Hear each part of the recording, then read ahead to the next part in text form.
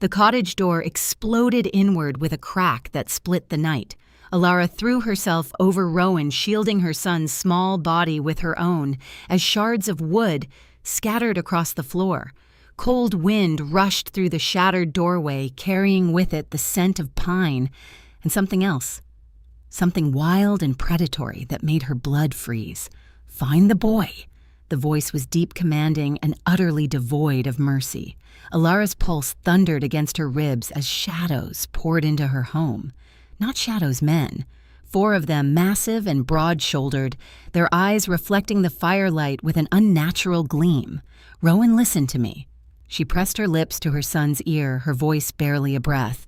"The loose board under your bed. Hide there and do not come out, no matter what you hear. Mama, go now." She shoved him toward the back room just as rough hands seized her arms and dragged her to her feet. Alara fought, clawing and kicking, buying precious seconds for Rowan to disappear. Where is the child? The leader stepped through the ruined doorway. He was taller than the others, his black hair stray with silver, his face sharp and cruel as a blade, his eyes pale amber locked onto her with predatory focus. "I don't know what you're talking about." Alara spat the words, even as one of the men twisted her arm behind her back, sending white-hot pain shooting through her shoulder. The silver-haired man smiled. It was the smile of someone who enjoyed suffering. "Malric doesn't ask twice." He nodded to his men. The first blow caught her across the face, snapping her head to the side. Copper flooded her mouth. The second drove into her stomach, doubling her over. She would have collapsed if the hands gripping her arms hadn't held her upright. "The boy," Malric repeated, circling her slowly. "We know what he is, even if you're too foolish to see it. Your husband's bloodline runs through his veins. That makes him valuable. Aldrich was a farmer." Alara gasped. "He was just a farmer." Malric laughed low and mocking. "Is that what he told you, poor little human bride? You never knew what shared your bed, did you? Another blow. This one to her ribs." Alara heard something crack and scream before she could stop herself. In the back room, hidden beneath the floorboards, Rowan pressed both hands over his mouth to muffle his sobs. Through the gap between the boards, he could see fragments of the scene. His mother on her knees, blood dripping from her lip, the men circling her like wolves around wounded prey. Something was happening inside him, Mayom. A heat building in his chest, spreading through his limbs, making his bones ache in ways he'd never felt before. His fingernails burned, his vision sharpened until he could see every detail of his mother's bruised face, could smell the salt of her tears and the copper of her blood. "Last chance," Malric said pleasantly. "Tell me where you've hidden him, or I'll let my men have their fun before we tear this cottage apart board by board." Alara lifted her head. Through swollen eyes, she stared at the monster before her with nothing but defiance. "Go to hell." Malric's smile vanished. "Hold her down." They forced her onto the floor, and Alara couldn't contain her cry of pain as her cracked ribs met hard wood. She heard fabric tearing and understood with sickening clarity what was about to happen. Rowan burst from hiding. He didn't make a conscious decision. One moment he was curled beneath the floor, paralyzed with terror. The next he was in the doorway of the main room, a scream tearing from his throat that didn't sound human because it wasn't.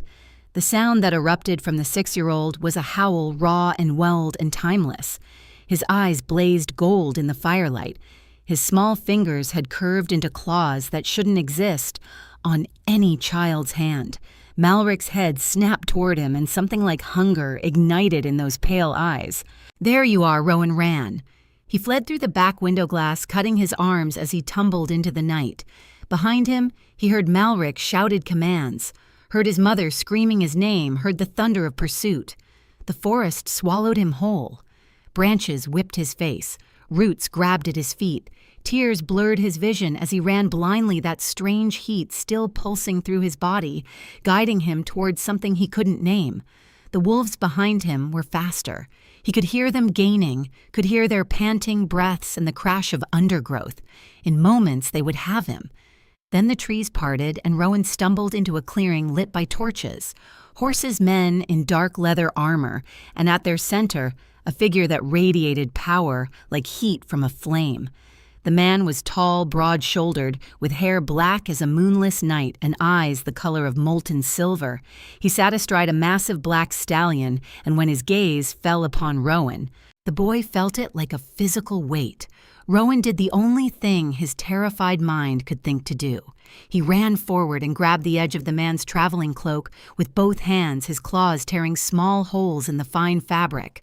"Please." The word came out broken, barely human. "Please, they're hurting my mom." For one eternal moment, the man simply stared at him. Those luminous, pale eyes took in the blood on Rowan's arms, the gold still flickering in his irises, the claws that hadn't yet retracted. Then Malric's wolves burst into the clearing.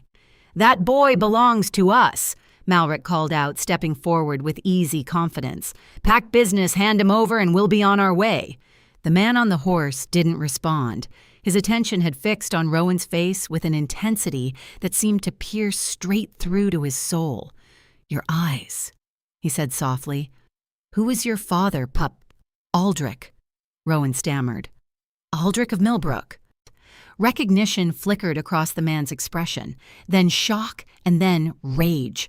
Pure, incandescent, ungodly rage. "Aldrich," the man repeated, and his voice had dropped to something that was more growl than speech. "The shadow wolf who vanished 20 years ago. The heir who abandoned his blood." He dismounted in one fluid motion, and Rowan watched in terrified awe as the man's form began to shimmer. Bones cracked, muscles rippled, silver fur erupted across skin that was no longer skin. Where a man had stood, a wolf now towered massive, magnificent, terrible, and its eyes, still molten silver, still held that burning fury. Malric had gone pale. "Alpha King Draven, we meant no offense." The boy the wolf that was Draven didn't let him finish. He moved like lightning wrapped in shadow. The first of Malric's men died before he could scream, throat torn out in a spray of crimson. The second managed half a step backward. Before claws opened him from shoulder to hip, Malric shifted.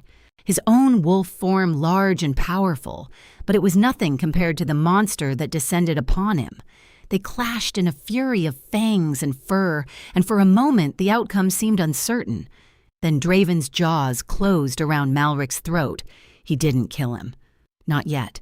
He simply held him there, pinned and helpless, until the rival Alpha went limp with submission. Only then did Draven release him. He shifted back to human form, naked and blood-splattered, breathing hard. "Take this coward back to his pack," he commanded his men. "Tell them if they touch what's mine again, I'll mount every one of their heads on my walls." His men moved to obey. Draven turned to Rowan, who had collapsed to his knees, shaking violently as the strange heat finally began to fade from his body. "Your mother," Draven said, his voice gentler now. "Where the cottage?" Rowan could barely speak. "Millbrook, please. Please save her." Draven was already shifting again.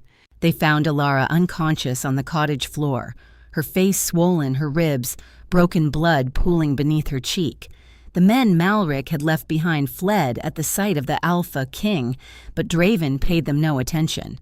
He knelt beside the woman, this fragile human who had somehow borne the last heir of a bloodline he'd thought extinct. Carefully, so carefully, he gathered her into his arms. She weighed nothing, felt breakable as glass. But when her eyes fluttered open for just a moment when they met his, with a flash of defiance, despite her agony, he felt something in his chest tighten. "Rowan," she whispered. "Safe," Draven replied. "Your son is safe." She searched his face, and whatever she saw there made her stop fighting. Her eyes closed, and she went limp against his chest. Draven looked down at her battered face and made a decision that would change everything. "We ride for Thornhaven," he announced, "and summon Maeva. This woman will not die."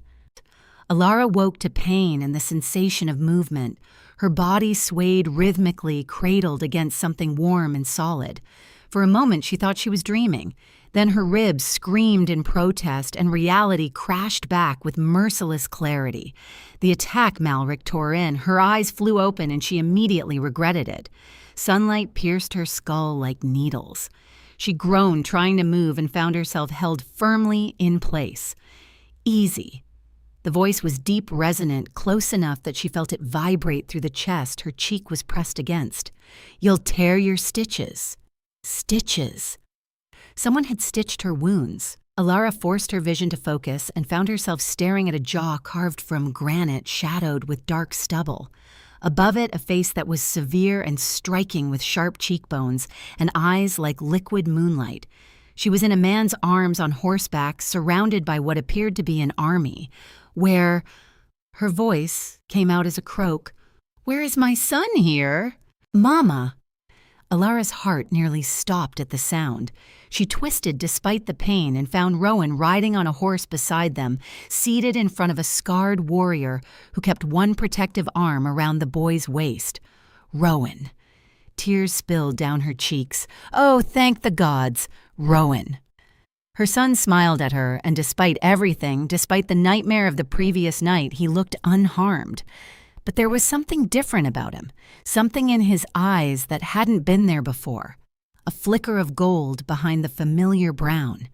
"He's safe," the man holding her said. "No one will hurt him again." Alara turned back to study her unlikely savior. He was dressed in black leather armor that emphasized the breadth of his shoulders and the power coiled in his frame. A silver pendant hung at his throat, shaped like a wolf's head with ruby eyes. "Who are you?" she asked. "Draven." He said the name as if it should mean something. Alpha King of Valdris. Alpha King. The words echoed through Alara's mind with growing dread. She knew about the wolf packs that ruled the northern territories, had heard whispers about the savage Alpha King who commanded the largest pack in the realm. Why? She shook her head, wincing at the pain the movement caused.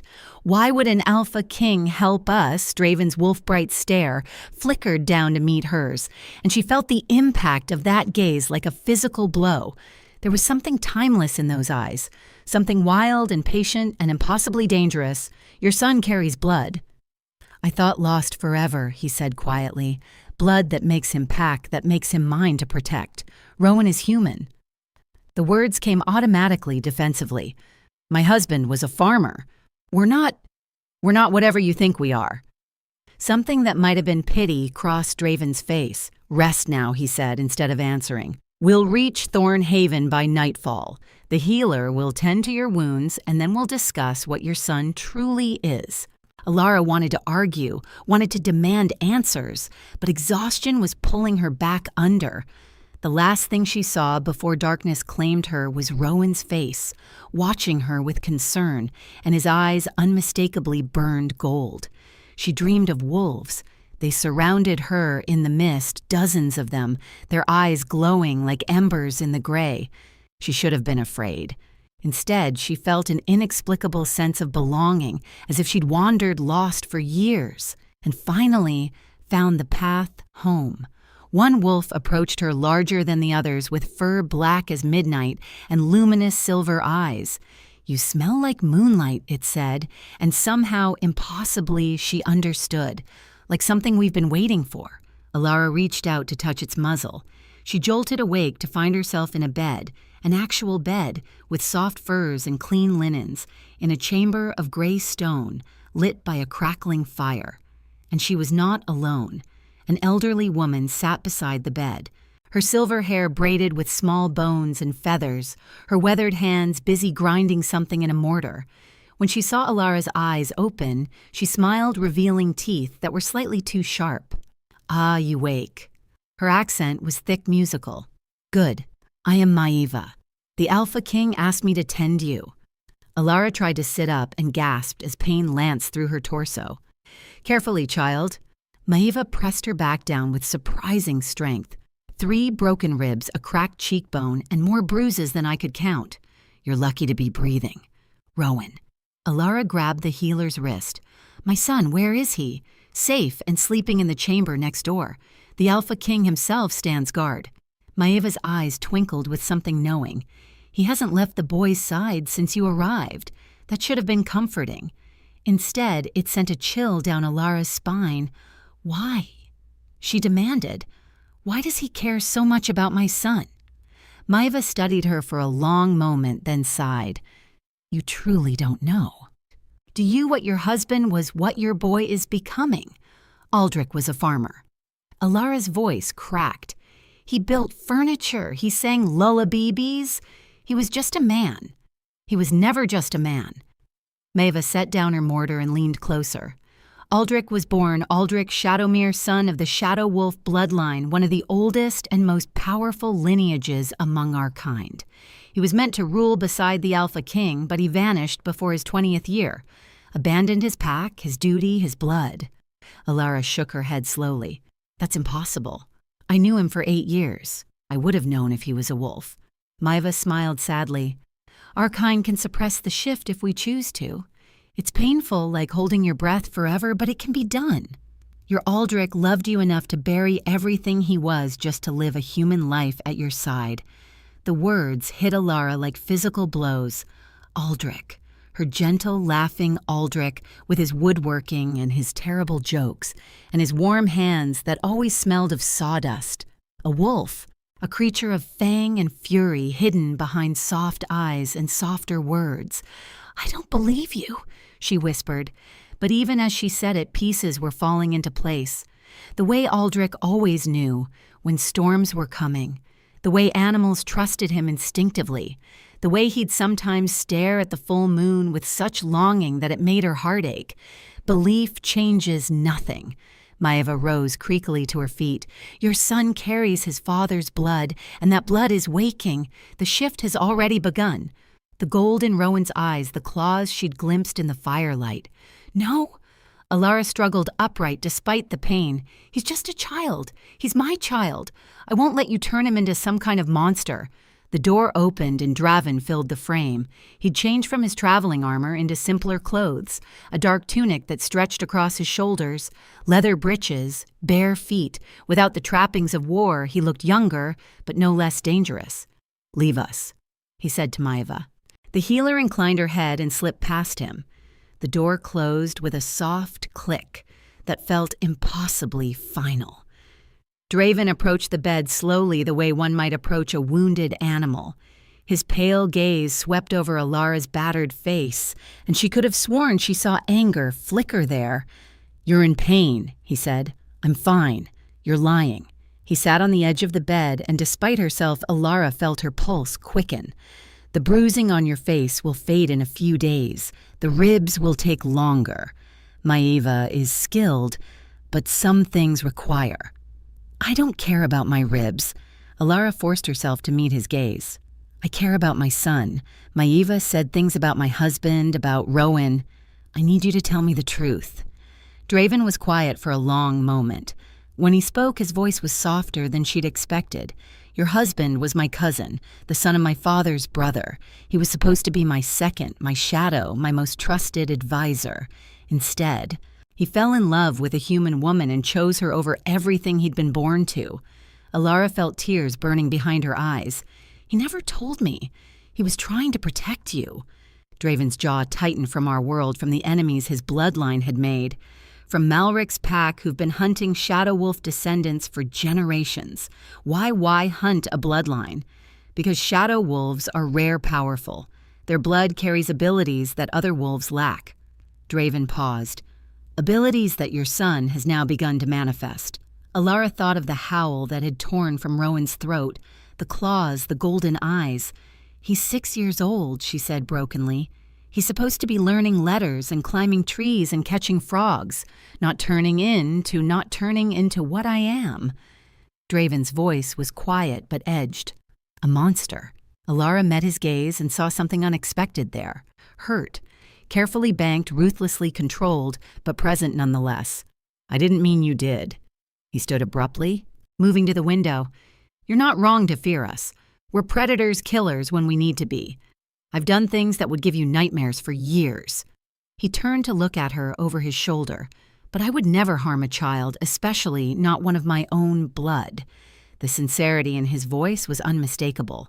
Alara felt some of the tension drain from her shoulders. What happens now? She asked. Draven turned fully to face her. In the firelight, his eyes seemed to glow with an inner light. Now you have a choice. I can send you back to your village with enough gold to rebuild your life. You would be under my protection. No wolf would dare touch you." He paused. "But Rowan stays." No. The word was out before she could think. Absolutely not. He's shifting. He needs guidance training a pack to anchor him. Without it, he could lose himself to the wolf entirely. "Then teach me how to help him. I'm his mother. I'm not leaving him." Draven studied her face with that piercing gaze. "You would stay here among wolves knowing what we are. I would walk through hell itself for my son." An unreadable expression crossed his face. That anger she'd glimpsed earlier returned, but it wasn't directed at her. It was something older, deeper, aimed at himself, or perhaps at fate. "Then you stay," he said finally. "Both of you under my protection in my home until Rowan learns to control what he's becoming." Alara nodded, relief and terror warring in her chest. "Thank you." Draven moved toward the door, then paused with his hand on the frame. He didn't turn around. "There's something else you should know," he said quietly. "The night Malric attacked you, your son found me in the forest. When he grabbed my cloak, when he begged me to save you, I felt something. A pull, a recognition." Alara's breath caught. "What does that mean?" Draven was silent for a long moment. When he finally spoke, his voice was rough. "It means your son isn't the only one who carries shadow wolf blood." He turned then, and his molten gaze locked onto hers with piercing intensity. "You do too, Alara. Dormant buried so deep even you don't know it's there. But I can smell it. I can feel it." The room seemed to spin around her. "That's impossible," she breathed. "I'm human. I've always been human. So you believe." Draven's smile was humorless. "But blood doesn't lie.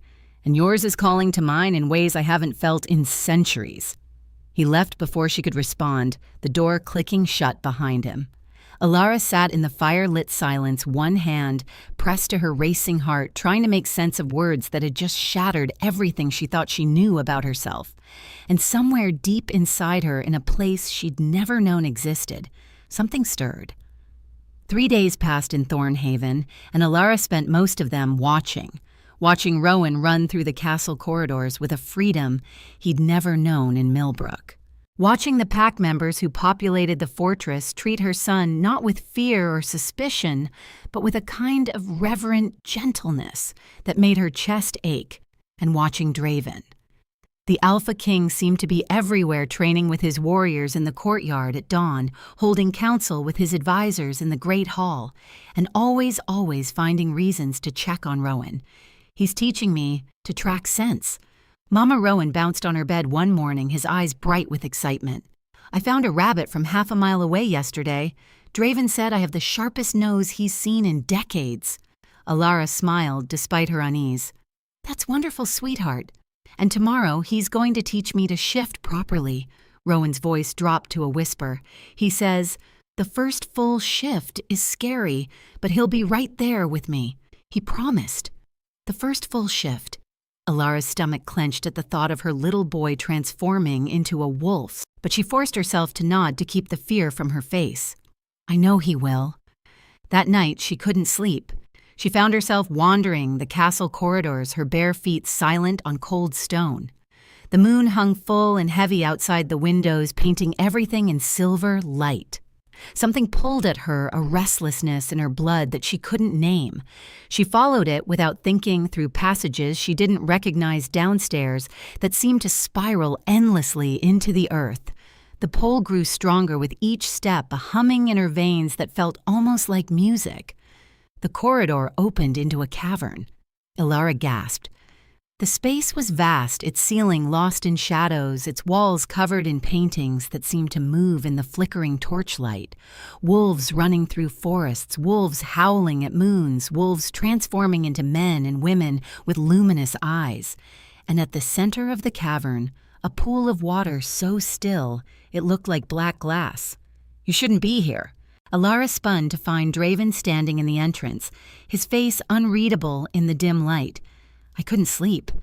The explanation sounded weak even to her own ears. "Something was calling me." Draven's expression shifted. Calling you, I don't know how else to describe it. A pull like something down here needed me to find it. He moved closer, and Alara noticed he was dressed simply.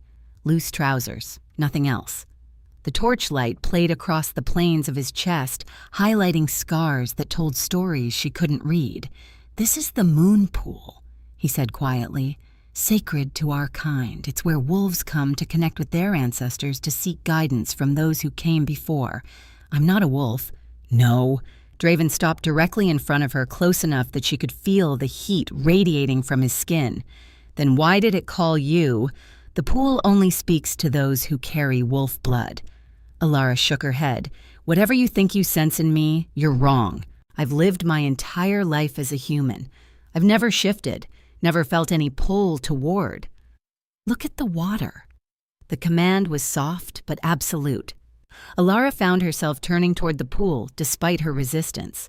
At first, she saw only her own reflection, a tired woman with tangled hair and haunted eyes. Then the surface rippled. Images formed in the darkness.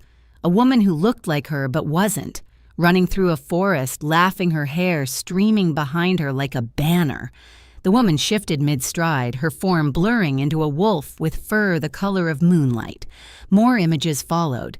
Generations of women with her face, her eyes, her stubborn chin, all of them wolves, all of them hidden, suppressed, their true natures buried so deep that even they forgot what they were.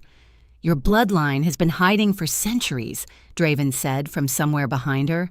"Hunted by those who feared your power, your ancestors learned to lock the wolf away so completely that it became invisible, even to themselves." Alara couldn't look away from the pool. Tears were streaming down her cheeks, though she didn't know when she'd started crying. "Why?" she whispered. "Why hide something so completely?" "Because your line carries a gift that others would kill to possess the ability to anchor pack bonds, to strengthen them, to heal the connections between wolves that have been damaged or broken." "An anchor," Alara breathed. "The rarest gift among our kind." Draven's voice was closer now. "There hasn't been a true anchor born in over 200 years until you." Alara turned to face him. In the strange light of the cavern, his eyes seemed to glow. "I don't know how to be what you're describing. You don't have to know."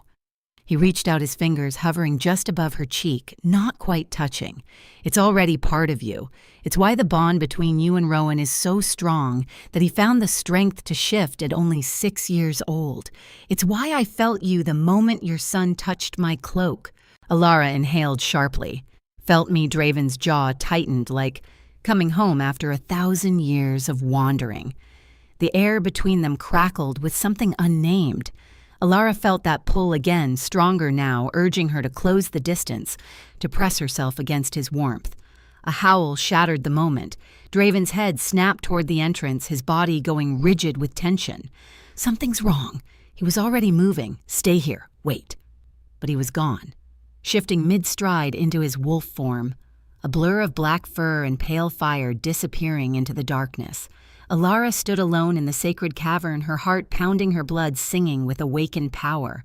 And somewhere deep in the castle, cutting through the distant howl, she heard Rowan scream. Alara didn't remember leaving the cavern. She took the stairs 3 at a time, her ribs screaming in protest, her bare feet slapping against stone. The scream had come from Rowan's chamber. She was certain of it. "Please," she prayed to God she'd never believed in. "Please let him be safe." She burst through his door to find chaos.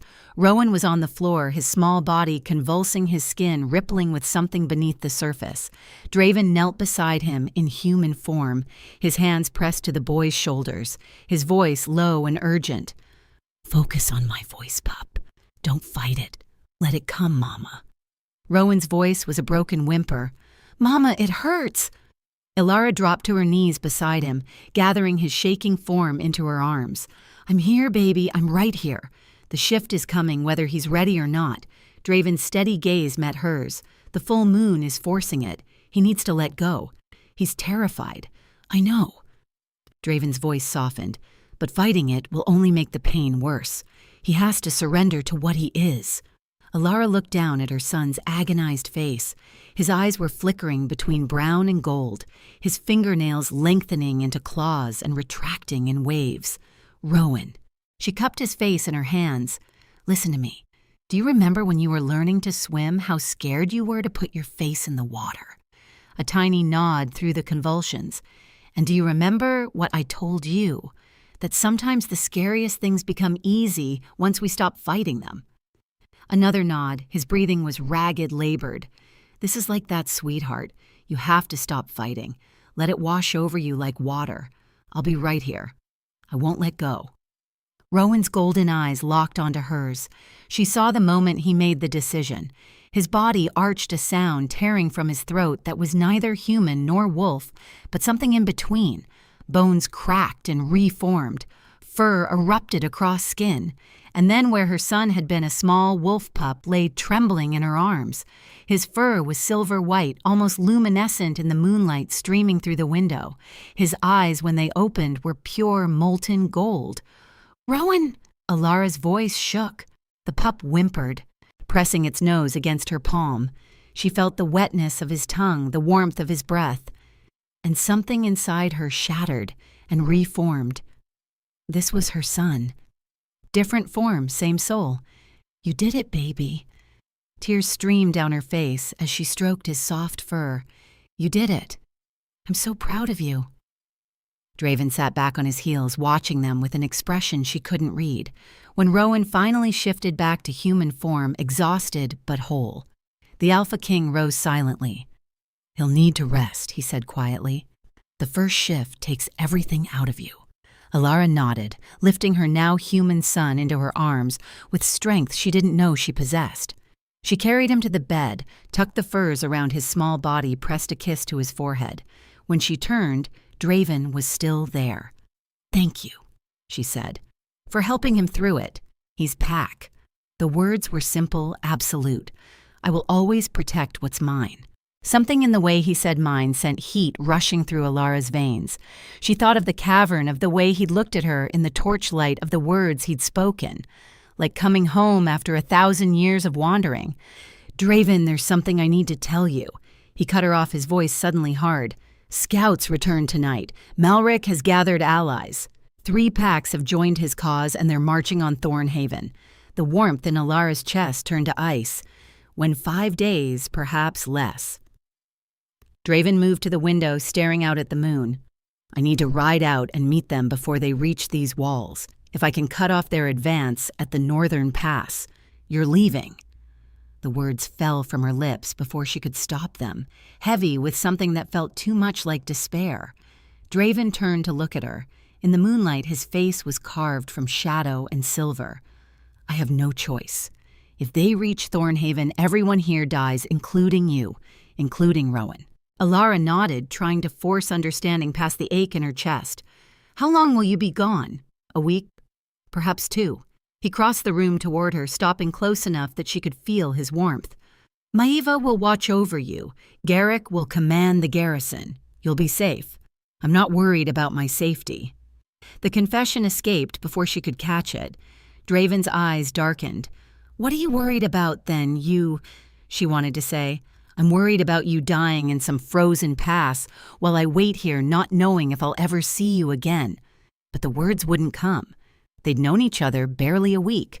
Whatever this pull was between them, it was too new, too fragile to name. "Just come back," she said instead. "Rowan needs you." Something flickered in Draven's expression. He reached out his fingers, brushing a strand of hair from her face with unexpected gentleness. "Only Rowan—" Alara felt the air leave her lungs. The space between them seemed to thicken, charged with possibility. Draven leaned closer, his forehead nearly touching hers. She could feel his breath against her skin, could smell pine and winter and something wilder underneath. "When I return," he murmured, "we're going to finish the conversation we started in the cavern. I'm going to tell you exactly what you are to me, and then I'm going to ask you a question that will change everything." Alara's chest tightened with anticipation. "What question?" His lips brushed her cheekbone feather light. When I returned, then he was gone, slipping from the room like smoke, leaving Alara standing in the moonlight with her sleeping son and a heart full of words she didn't know how to speak. 4 days passed after Draven's departure, each one blurring into the next in a haze of waiting. Alara threw herself into routine. She helped Maeva in the healing chambers, learning which herbs eased pain and which accelerated mending. She watched Rowan practice his shifting with the other young wolves, her heart swelling with pride at how quickly he was learning to control his new abilities. But at night alone in her chamber, the ache returned. It started as a hollow feeling in her chest, like something vital had been carved away.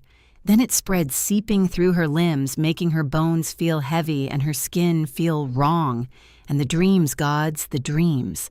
She dreamed of running through forests on 4 legs she didn't possess, dreamed of moonlight on silver fur, dreamed of Draven beside her, his wolf form magnificent and terrifying, his eyes never leaving hers. She dreamed of his voice in her ear, whispering words she couldn't understand but felt in her marrow. Mine, my anchor, my heart. She always woke gasping, her body burning with a fever that had no source, her hand pressed to the place where her neck met her shoulder. It's the bond, Maeva said, when Alara finally confessed what was happening, or rather the lack of one. I don't understand. Maeva sighed, setting down the mortar she'd been working with. When an alpha finds his true mate, there's a recognition, a pull. You felt it with Draven. Alara couldn't deny it. Yes, that pull is the beginning of a bond, but it's incomplete, unfinished. Maeva's eyes were kind, but worried. For wolves, an incomplete bond is uncomfortable. For anchors, it's dangerous. Dangerous how your gift is meant to strengthen connections. When there's a bond trying to form but failing to complete your power, turns inward. It starts trying to force the connection into existence. Maeva paused. If the bond isn't completed, your own magic will eventually consume you. Alara felt the blood drain from her face. How long? Weeks, perhaps a month. If you're strong, Maeva took her hand, but using your anchor power in combat, projecting it outward the way instinct might drive you to, that will accelerate everything. You could burn through weeks of strength in moments. When Draven returns, you must tell him the bond needs to be completed or a horn blast shattered the morning quiet. Both women ran to the window. In the courtyard below, chaos reigned. Warriors were scrambling for weapons. Wolves were shifting mid-stride. And at the gates... No! Alara breathed. An army stretched across the valley. Hundreds of wolves in human and animal formed their ranks bristling with weapons. And at their head, mounted on a pale horse, rode Malric. They came early. Maeva's voice was hollow. The northern pass must have fallen. Alara's mind raced. Draven was gone. The garrison was strong, but not strong enough to withstand this force.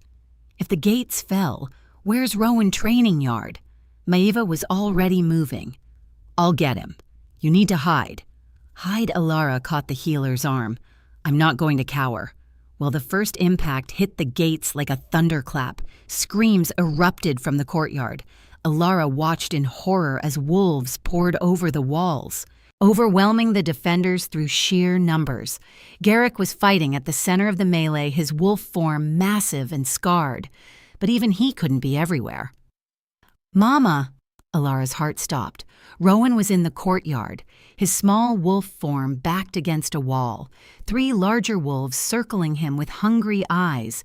She didn't think, didn't plan. She simply moved. Alara vaulted through the window, her body moving before her mind could object. She dropped 2 stories and something inside her, the dormant wolf. The anchor blood rose to meet the fall. Power surged through her limbs, absorbing the impact and carrying her forward with impossible speed. She reached Rowan just as the first wolf lunged. No. The word tore from her throat with supernatural force. Light exploded from her palms, silver white and blinding. The attacking wolves were thrown backward, yelping in pain and confusion. Alara stood over her son, breathing hard, her hands still glowing with power she didn't understand. Well, well. Malric's voice cut through the chaos. He approached slowly, still in human form, his pale eyes fixed on her with new interest. The dormant anchor awakens. This changes things considerably. Stay away from my son. Malric smiled. It was the same cruel expression she remembered from that night in her cottage. Oh, I don't want the boy anymore. He stopped just outside the ring of light still emanating from her hands. I want you. Do you have any idea how valuable you are? An anchor who can project her power like a weapon. You could make any pack unstoppable. I would rather die. That can be arranged. Malric's smile vanished. But first, you'll watch everyone you love suffer, starting with the pup. He gestured, and more wolves emerged from the battle, surrounding them in a tightening circle. Alara's power flickered. The surge that had saved Rowan was fading, leaving exhaustion in its wake. She didn't know how to sustain it. Didn't know how to fight, Mama. Rowan's voice was small against her leg. I'm scared. I know, baby. She kept her eyes on Malric, her mind racing for options. I know. Malric raised his hand, preparing to give the order that would end them both. A roar split the sky, not a howl, a roar, the sound of pure, unbridled fury given voice. Malric's head snapped toward the gates just as they exploded inward. Draven stood in the wreckage, but he was barely recognizable. His wolf form was massive, easily twice the size of any wolf Alara had seen. His fur seemed to absorb the light around him, his eyes blazing with silver fire, his jaws dripping with the blood of those who'd tried to stop him. And behind him, an army of his own, wolves pouring through the shattered gates, falling upon Malric's forces with savage precision. You came back, Alara whispered. Draven's burning gaze found hers across the courtyard. Even in wolf form, she could read the message in those eyes. Always, I will always come back for you. Then he launched himself at Malric, and the world dissolved into blood and fury. Alara pulled Rowan close, shielding him from the violence, but she couldn't look away from Draven. He fought like nothing she'd ever seen. A force of nature wrapped in shadow and silver.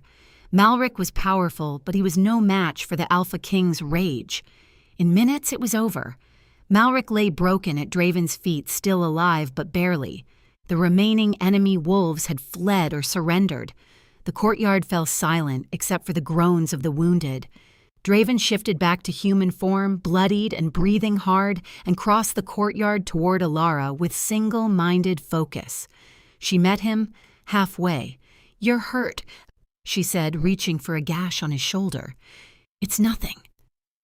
He caught her hands, his grip urgent. Are you as Rowan? We're okay. We're okay, because of you.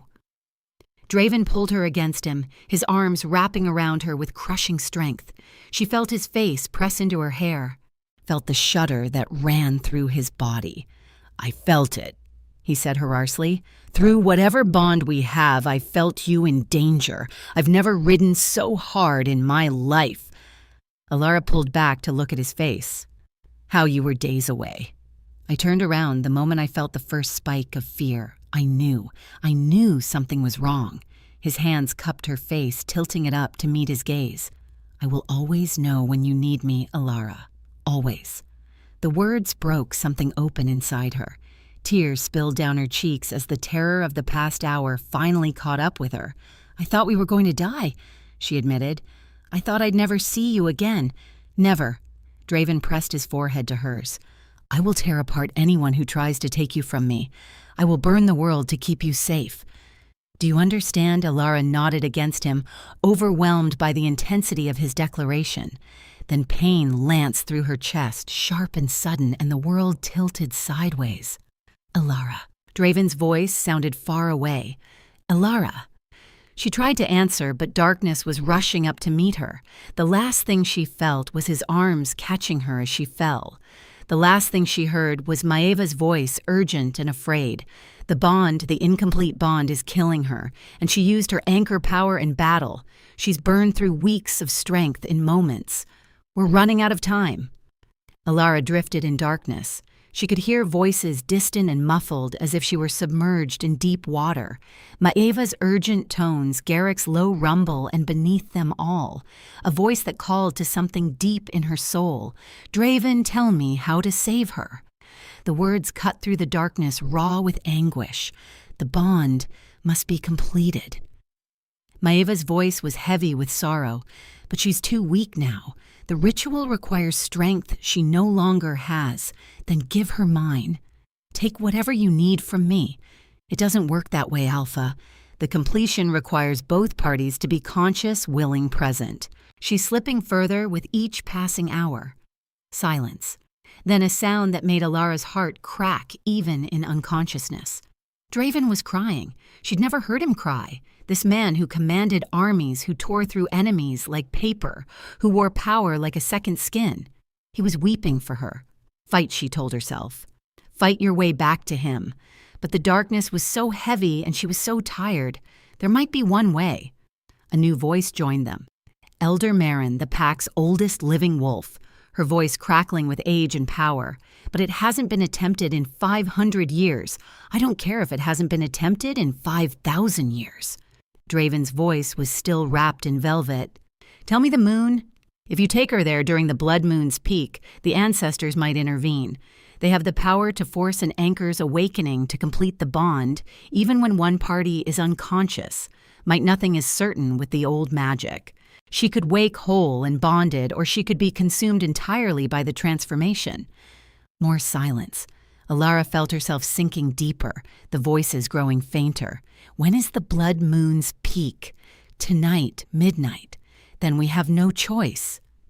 Strong arms lifted her from the bed. Even in her twilight state, Alara recognized Draven's scent, pine and winter and wild places. She tried to move toward it to press closer to his warmth, but her body wouldn't respond. "Hold on," he murmured against her hair. "Just hold on a little longer, my heart. I'm going to fix this. I swear on my blood and my throne and everything I am, I'm going to fix this." The moon pool was different under the blood moon. Alara floated in and out of awareness as Draven carried her down the spiraling stairs. She caught glimpses of the cavern through half-lidded eyes. The paintings seemed to move now, the wolves within them running and howling. The pool itself glowed crimson, reflecting the bloody light of the moon that shone through some unseen opening in the stone above. Draven waded into the water, still holding her against his chest. It was warm, impossibly warm, like bathwater heated by an unseen fire. Alara felt it seep through her clothes, through her skin, into her very bones. Ancestors of the shadow blood. Draven's voice echoed off the cavern walls. "I call upon you. This woman carries your gift. She is dying because I was too slow, too careful, too afraid to claim what was mine. I beg you, give her the strength to complete what we started." The water began to churn. Alara felt power pressing against her from all sides, vast and utterly inhuman. It was testing her, probing her defenses, searching for something. Then it found the dormant wolf inside her. Pain exploded through her body. Not the dull ache she'd been suffering for days, but sharp, immediate, transformative agony. Every cell in her being was being torn apart and rebuilt. Alara screamed. Her eyes flew open and she found herself staring up at Draven's face, twisted with anguish. "Fight," he commanded, his voice breaking. "Fight, Alara. Come back to me." She wanted to gods. She wanted to, but the pain was too much, the power too overwhelming. She could feel herself fragmenting her consciousness, scattering like leaves in a storm. "Mama!" Rowan's voice cut through the chaos. He was at the edge of the pool, tears streaming down his face, held back by Maeva's firm grip. "Mama, please? You promised you'd never leave me. You promised." The words anchored her. Alara thought of her son, his laugh, his curiosity, the way he'd grabbed Draven's cloak with such desperate courage. She thought of all the years stretching ahead, years she wanted to see, years she refused to miss. And she thought of Draven, his strength, his tenderness, the way he looked at her like she was something precious and rare, the life they could build together, the love that was waiting to bloom, if she could just hold on. I will not die here, she thought with sudden fury. I will not leave them. Alara reached deep inside herself past the pain, past the fear, and grabbed hold of the wolf that had been sleeping her entire life. Wake up, she commanded it. Wake up and fight with me. The wolf opened its eyes. Power surged through Alara, silver and blazing, merging with the crimson energy of the pool. She felt her body changing bones, shifting senses, sharpening. But unlike Rowan's agonizing first shift, this felt right natural, like finally exhaling after holding her breath for 30 years. When the transformation completed, Alara stood in the moon on 4 legs. Her fur was pure white, luminescent as moonlight. Her eyes, when she caught her reflection in the glowing water, were silver, not gold like other wolves, silver like Draven's. By the ancestors, Maeva breathed from the pool's edge. A true silver wolf. I never thought I'd live to see one. Draven shifted beside her, his massive black wolf form pressing against her smaller white one. She felt his nose brush her neck, felt the rumble of emotion in his chest. But the bond was still incomplete. She could feel it. A thread between them that was stronger now, but still not whole. One final step remained. Alara looked at Draven's wolf form, at the powerful creature who had saved her son, protected her family, nearly destroyed himself trying to keep her alive. Mine? Something whispered inside her. He is mine, and I will claim him. She lunged. Her teeth found the junction of his neck and shoulder, biting down with supernatural force. Draven's wolf went rigid, a sound escaping him that was half howl, half moan. Power exploded between them. Alara felt his mind crash into hers, felt centuries of loneliness and duty and buried longing pour through the bond. She felt his love wild and consuming and absolutely certain, and beneath it all she felt his wolf recognizing hers. 2 halves of a soul finally becoming whole. When she released him, they both shifted back to human form, gasping and trembling in the chest-deep water. Draven's hands found her face, immediately tilting it up to study her with wonder. Your eyes, he breathed. They're silver. Is that bad? It's impossible. A laugh escaped him, joyful and free. Silver eyes are the mark of an alpha. There hasn't been a female alpha born in 700 years. Alara processed this.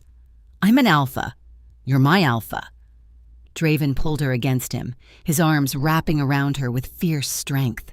My mate, my anchor, my everything. The bond is complete. I can feel it, Alara. I can feel you in my soul. She could feel it too. A golden thread connecting them, unbreakable and eternal. His emotions echoed in her chest, his heartbeat synchronized with hers. I love you. She said the words spilling out without thought. I don't know when it happened or how, but I love you, Draven. He pulled back just enough to look at her face. His pale eyes were bright with tears. I have loved you since the moment your son grabbed my cloak, he said, hoarsely. Since the moment I looked into his eyes and saw your courage reflected there, I have loved you through every moment since, and I will love you until the stars burn out and the moons turn to dust. Then he kissed her. It was not gentle. It was claiming and consuming and absolutely complete. Alara melted into him, into the bond, into the certainty that she had finally found where she belonged. When they finally broke apart, Rowan was standing at the edge of the pool. His face split in the biggest grin she'd ever seen. Does this mean Draven is my papa now? Alara laughed, tears streaming down her face. She looked at Draven, who was staring at Rowan with an expression of such naked hope that it made her heart ache. Would you like that? Draven asked the boy quietly. Would you accept me as your father? Rowan didn't hesitate. He launched himself into the pool, splashing toward them with joyful abandon, and threw his arms around both of them. Yes, he said fiercely. Yes, yes, yes. I knew at the moment I grabbed your cloak. I knew you were supposed to be ours. Draven gathered them both close, his mate and his son, his family, his pack, and in the crimson glow of the blood moon, surrounded by the power of ancestors who smiled upon them from beyond, They held each other and let the completeness of the moment wash over them. 3 months later, Alara stood on the balcony of Thornhaven watching the sun rise over the mountains. So much had changed since that night in the moon pool. Malric had been executed for his crimes against the pack his followers scattered or absorbed into Draven's growing alliance. The threat that had loomed over them was finally truly gone. But the changes within Alara had been even more profound. She'd learned to shift at will, her white wolf form becoming as natural as breathing. She'd learned to channel her anchor abilities with precision, strengthening pack bonds and healing rifts between wolves who'd been at odds for decades. And she'd learned slowly and wonderfully what it meant to be truly loved. You're thinking too hard again. Draven's arms wrapped around her from behind, pulling her back against his chest. She felt his lips brush her temple and smiled. I'm thinking about how different everything is, she admitted. A few months ago, I was a widow in a tiny village hiding who I was terrified of discovery. Now I'm the Alpha Queen of Eldoris. Draven finished a hint of amusement in his voice. Beloved by your pack mother to the most talented young wolf in 3 generations, mate to the most insufferably confident Alpha King in history, she added dryly. He laughed, the sound rumbling through his chest and into hers. Insufferable? I prefer magnificently self-assured. Alara turned in his arms, looping her hands behind his neck. In the golden morning light, his face was soft, unguarded in a way he only allowed with her. I still can't believe this is real sometimes, she whispered. That you're real. That this life we've built is actually mine.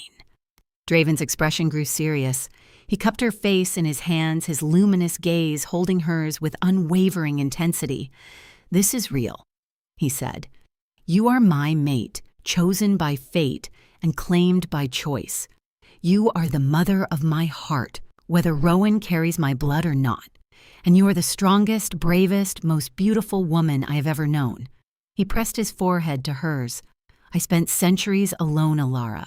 Centuries of duty and war and endless responsibility without anyone to share it with. I had accepted that as my fate. And then a crying pup grabbed my cloak and begged me to save his mother, and my entire world shifted on its axis. Alara felt tears prick her eyes. Draven, I thank the ancestors every day for that moment. He continued, his voice rough with emotion. I thank them for Rowan's courage, and for your defiance, and for every twist of fate that brought you into my arms. You are not just my mate, Alara. You are my home. The home I didn't know I was searching for until I found it. She kissed him, then pouring everything she felt into the connection between them. Love, gratitude, the bone-deep certainty that she was exactly where she was meant to be. Mama, Papa, they broke apart laughing as Rowan came barreling onto the balcony. At 6.5 years old, he had grown taller and stronger, his control over his wolf form now nearly perfect. But his smile was still the same, bright and joyful and utterly infectious. The pack is gathering, he announced breathlessly. Garrick said it's time for the ceremony. Ah, yes, the ceremony. Today, Alara would be formally recognized as Alpha Queen before the entire pack. It was a tradition that dated back thousands of years. A ritual that would cement her place not just as Draven's mate, but as a leader in her own right. She was terrified, as if sensing her nerves through the bond. Draven squeezed her hand.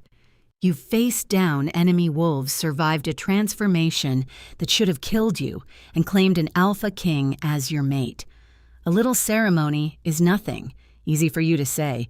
You've been doing this your whole life. And now you'll do it with me. He raised her hand to his lips, pressing a kiss to her knuckles. Together. Remember, that's how we do everything now. Together. The words settled into her heart like a warm ember. Together, she agreed. The great hall of Thornhaven was packed with wolves. They filled every available space, standing along the walls, crowding the galleries, spilling out into the corridors beyond. Alara had never seen so many people gathered in one place, and every single one of them was looking at her. She walked down the central aisle on Draven's arm, trying to keep her breathing steady. Rowan walked behind them, his small chest puffed with pride at his role in the ceremony. At the end of the aisle stood Maeva resplendent in ceremonial robes, holding a crown of silver and moonstones. Pack of Valdris, the old healer, intoned her voice, carrying easily through the hall. We gather today to witness a claiming not of tooth and claw, but of heart and soul.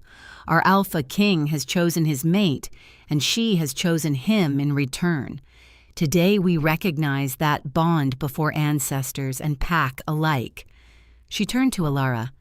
Alara of the Silver Wolves, you came to us a stranger, a human woman fleeing violence, protecting her child with nothing but courage and love. You did not know what you were. You did not know the power that slept in your blood.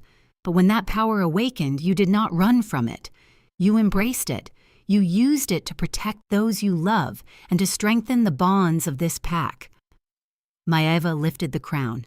Do you accept the responsibilities of an Alpha Queen to lead with wisdom, to protect, with strength, to love with your whole heart?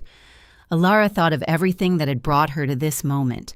The terror of that night in her cottage, the hope in Rowan's eyes when he'd grabbed Draven's cloak, the pain of transformation and the joy of completion, the love that had grown between them fierce and true and utterly unshakable. I do, she said, her voice clear and strong. Maeva placed the crown on her head. It settled like it belonged there, like it had always been waiting for her. Then, by the power vested in me, by the ancestors of this pack, I name you Alpha Queen of Valdis. May your reign be long, your bonds be strong, and your love never falter.